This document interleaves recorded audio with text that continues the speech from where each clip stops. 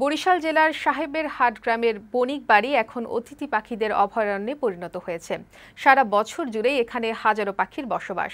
বন বিভাগ জানিয়েছে, প্রাকৃতিকভাবেই এই বাড়িটিতে পাখিরা গড়ে তুলেছে নিজেদের কলোনি। এদিকে এখানকার পাখিদের দেখতে প্রতিদিনই দূর দূরান্ত থেকে আসছে মানুষজন।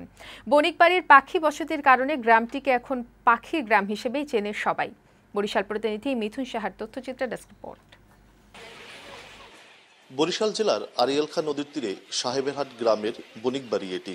এই বাড়িটিতে গাছ আর পাখির অদ্ভুত মিতালি দেখতে প্রতিদিন ভিড় করেন শত শত মানুষ। পাখিদের কিচিরমিচির শব্দ আনন্দঘন পরিবেশকে করে তোলে আরো প্রাণবন্ত। এমনকি এরই মধ্যে বদলে গেছে গ্রামটির নামও, নতুন করে পরিচিতি পেয়েছে পাখির গ্রাম নামে।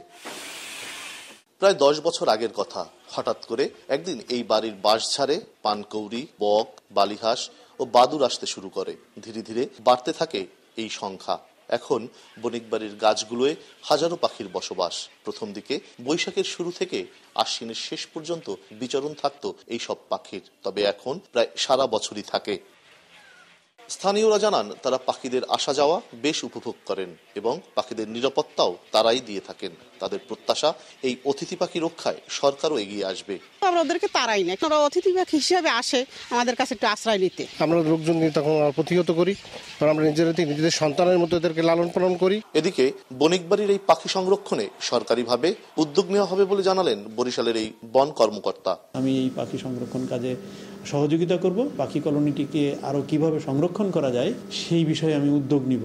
বণিক বাড়ির সদস্য আর গ্রামবাসীর স্বপ্ন, একদিন পাখিদের এই গ্রামের পরিচিতি ছড়িয়ে পড়বে সবখানে। বেঁচে থাকবে মানুষ ও পাখির এই মিতালি।